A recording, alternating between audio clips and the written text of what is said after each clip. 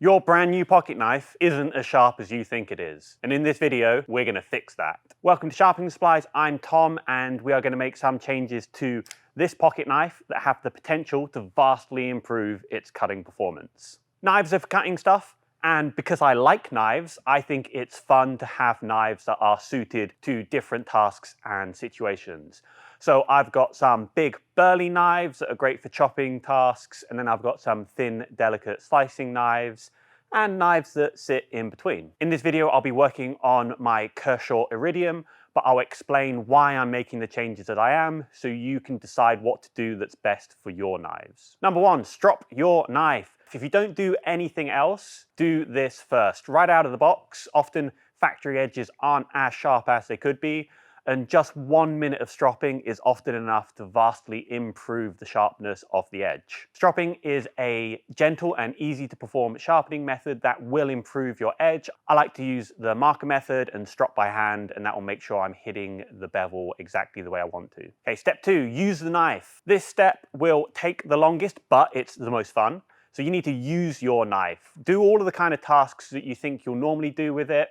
This is an everyday carry kind of knife for me, but because we live in a world of convenience and I work what is essentially an office job, sometimes you have to go out of your way to find an excuse to use your knife. Eventually, your knife will become dull. First, we want to inspect the edge. Most of the time, knives will get dull just by wearing down the edge. This is the ideal situation. However, sometimes, depending on how you use your knife, the edge could pick up damage in the form of a rolled edge or little chips within the edge. Looking at my edge, I can't see or feel any damage.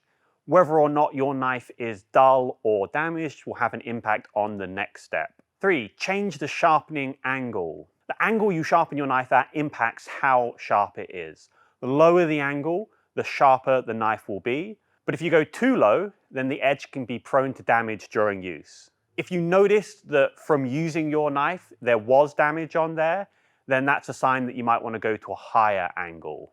Changing a knife's angle is easy, and it's definitely something I encourage you to do. Since my knife is just dull and not damaged, I'm going to lower the angle. I'm not going to do anything drastic, just a couple of degrees. Since the Kershaw Iridium has quite a thin blade, the bevel's pretty small, so I would find it quite difficult to do this freehand. If you've got the skills, go for it, but I'm going to be using a guided sharpener. In this case, I've picked the Worksharp Precision Adjust Professional.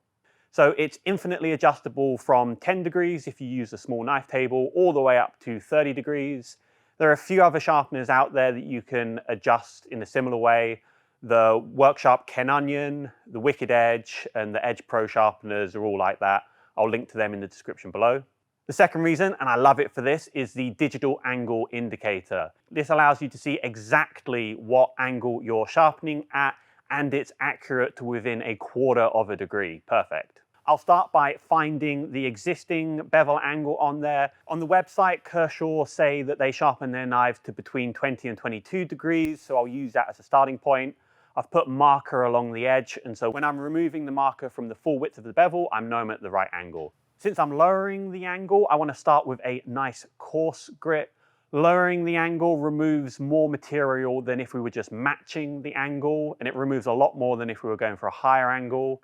In reality, because this is quite a thin blade and the bevel is so small, you're not removing that much material, but using the coarsest grit will make the fastest work of it. Now that I can feel a burr on both sides, I know that I've changed the angle and I've created a new apex. Time to work through the grits to really refine this edge. For me, that's not the end of the story for this knife. I will keep repeating that experiment. I'll strop to maintain the knife, I'll use it, and then if it doesn't pick up any damage, I'll keep lowering it to get the sliciest edge possible. And I recommend you do the same with your knives. Keep experimenting and feel free to change those angles. If you only ever match the sharpening angle that was set at the factory, you'll never create a knife that works the best for you and your situation. So I really like experimenting with angles because it adds a new dimension to my knife collection. Each of them are sharpened to how I like and how I use them. Do you experiment with regrinding your knives? If so, let us know your process in the comments. If this video inspired you to try different angles on your knives, let us know by hitting the like button. If you want to know more about sharpening angles, then watch this video and click this icon to stay up to date with our latest videos. Stay sharp.